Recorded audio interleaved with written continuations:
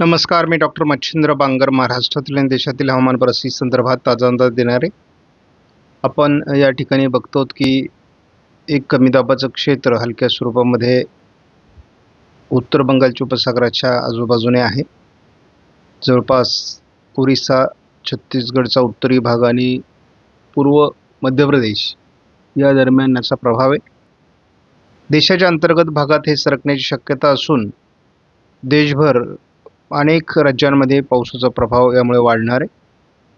गुजरात, राजस्थानच्या दिशेने याचा प्रभाव सरकण्याची शक्यता आहे. जसंही ते मध्यावर येईल तसं अरबी समुद्रातून खेचले गेलेल्या वाऱ्यांमुळे त्याला बळ मिळेल आणि त्यामुळे गुजरात, मध्य प्रदेश, महाराष्ट्र याच्या किनारपट्टी भागामध्ये म्हणजेच कोस्टल कोकणच्या भागामध्ये पावसाचं प्रमाण वाढणार आहे.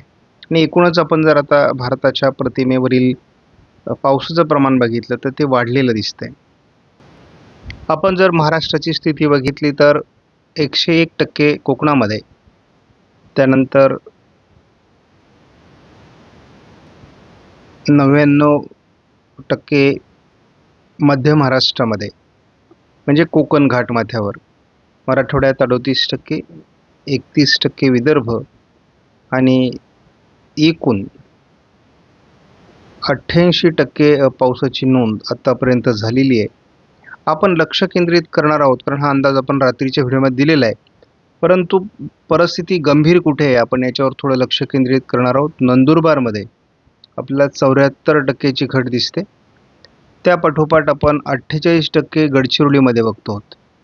बीड जिल्ह्यामध्ये 50%ची घट आहे. 47%ची घट जालन्यामध्ये आहे. 59%ची घट हिंगोलीमध्ये आहे. 33% अमरावतीमध्ये आहे. 33%च अकोल्यामध्ये आहे. 35% धुळ्यामध्ये आहे. 26% चंद्रपूरमध्ये आहे. 29% यवतमाळमध्ये आहे. नांदेडमध्ये 44, लातूरमध्ये 44. म्हणजे एकूण जर परिस्थिती आपण बघितली तर या 37 सिंधुदुर्गमध्ये या पद्धतीचा पाऊसमान आहे. बाकी ठिकाणी मात्र पाऊसमान 20-25च्या दरम्यान असल्यामुळे त्या ठिकाणची गंभीरता ही तशी सौम्य आहे, परंतु त्या ठिकाणी पाऊस रिकव्हरी करू शकतो. इतर ठिकाणी मात्र जो मोठा तफावतीचा भाग तयार झाला आहे तो तापदायक आहे. देशातील स्थिती संदर्भात आपण काल बघितलं होतं, जवळपास 79%वर पाऊसमान पोहोचलं आहे.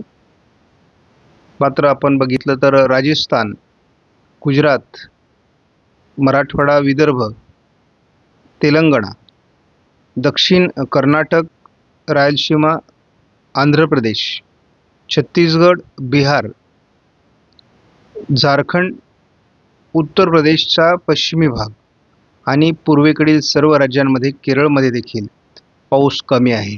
विशेष म्हणजे एल्निनोच्या वर्षामध्ये पूर्व भारतामध्ये अतिवृष्टी असते आणि तशा प्रकारचा अंदाज देखील आपल्याला भारतीय हवामान खात्याने जेव्हा सुरुवातीला अंदाज व्यक्त केला मान्सूनचा तेव्हा दिलेला होता, परंतु हा अंदाज पूर्व भारतामध्ये खोटा ठरताना दिसतोय. यदा कदाचित याला नैसर्गिक इतरही काही घटक कारणीभूत असू शकतात.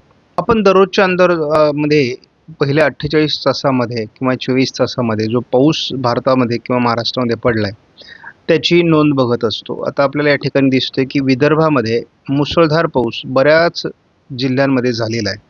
म्हणजे या ठिकाणी रिकव्हरीचे चान्सेस आता वाढलेले आहेत विदर्भामध्ये. कोकण किनारपट्टीला देखील काही ठिकाणी मुसळधार पाऊस पडलेला आहे, तर काही ठिकाणी मध्यम ते जोरदार पाऊस पडलेला आहे. म्हणजे कोकण किनारपट्टीमध्ये देखील पावसाची नोंद आहे. उत्तर महाराष्ट्रात देखील काल पावसाची नोंद काही प्रमाणात झालेली आहे. मराठवाड्याचा दक्षिणी भाग या ठिकाणी नोंद आहे, परंतु मध्य महाराष्ट्र आणि पश्चिम महाराष्ट्रामध्ये फारसं पावसाळी प्रमाण या ठिकाणी दिसत नाही.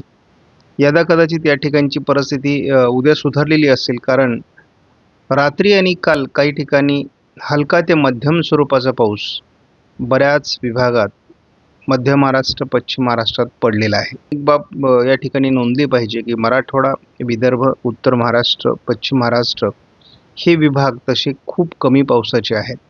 इथे एल निनोचा मोठा प्रभाव झाला आहे. मात्र कोकण किनारपट्टीला आणि घाटमाथ्यावर एल निनोचा कोणताही प्रभाव जाणवत नाही आणि तसा तो जाणवतही नसतो हे आपण 26 जानेवारीच्या अंदाजामध्ये सांगितलेलं होतं. भारतीय हवामान खात्याने आज घाटमाथ्यावर रेड अलर्ट दिलेला आहे. गुजरातमध्ये देखील रेड अलर्ट दिलेला आहे आणि अशाच प्रकारचा रेड अलर्ट आपल्याला आठवत असेल की जुलैच्या पहिल्या आठवड्यात दिलेला होता. त्याच पद्धतीचा पाऊस या ठिकाणी होतो. ऑरेंज अलर्ट कोकणाला दिलेला आहे. त्यामुळे या ठिकाणी मुसळधार ते अतिमुसळधार, काही ठिकाणी अतिवृष्टी सदृश्य पाऊस होऊ शकतो. मराठवाडा कोरडा राहण्याची शक्यता दाखवण्यात आलेली आहे आणि विदर्भात येलो अलर्ट देण्यात आलेला आहे.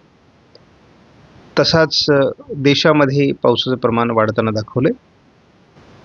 उद्या 23 तारखेला हे पावसाचं प्रमाण कमी होण्याची शक्यता व्यक्त केली आहे. मात्र ऑरेंज अलर्ट हा घाटमाथ्यावर कायम आहे. कोकण आणि विदर्भात येलो अलर्ट आहे. मराठवाडा कोरडा राहण्याची शक्यता दाखवण्यात आलेली आहे. परंतु स्थानिक स्वरूपाचं वातावरण या ठिकाणी आपल्याला 22-23 दिसेल. पुन्हा एकदा आपण बघतो विदर्भ,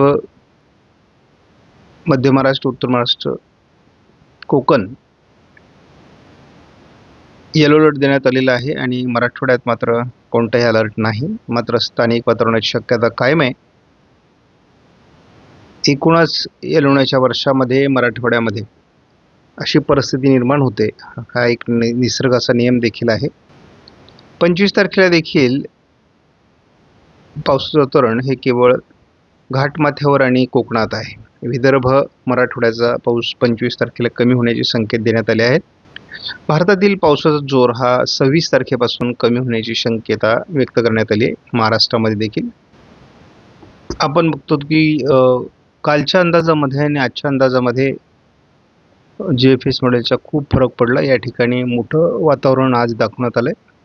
त्याचा परिणाम विदर्भ आणि उत्तर महाराष्ट्रात, खास करून जळगाव जिल्ह्यात वाढण्याची शक्यता आहे. मराठवाड्यात पाऊस वाढू शकतो. कोकण किनारपट्टीलाही पाऊस असण्याची शक्यता आज व्यक्त करण्यात आली आहे.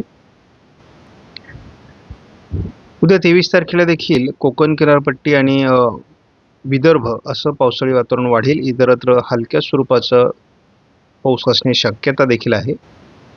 कोकणात पावसाचा प्रभाव हा 24 तारखेला असण्याची शक्यता GFS मॉडेलने व्यक्त केली. विदर्भात उत्तरेकडून हलक्या स्वरूपात पाऊस चालू राहील. कोकणातील पावसाच्या प्रमाणात वाढ होण्याची शक्यता कायम आहे. विदर्भात हलक्या स्वरूपाचा पाऊस आहे. कोकणात पावसाचं वातावरण 26लाही दाखवण्यात आलंय. 27 पासून मात्र पावसाचं प्रमाण कमी दाखवण्यात आलेलं आहे. स्थानिक स्वरूपाचं वातावरण विदर्भ, कोकण असं आहे. जवळपास 30 आणि 31 तारखेपर्यंत पावसाचं प्रमाण कमी आहे. म्हणजे आपण जर बघितलं तर 27-28 पासून पुढे पाऊस कमी होण्याची शक्यता आहे. हा GFS मॉडेलचा अंदाज आहे. आपण कालही बघितलं की नाशिक पश्चिम भाग असेल किंवा पालघरचा, काही ठाणे जिल्ह्याचा, मुंबईसह पुणे पश्चिमचा भाग, या ठिकाणी काही ठिकाणी अतिवृष्टीची शक्यता आहे.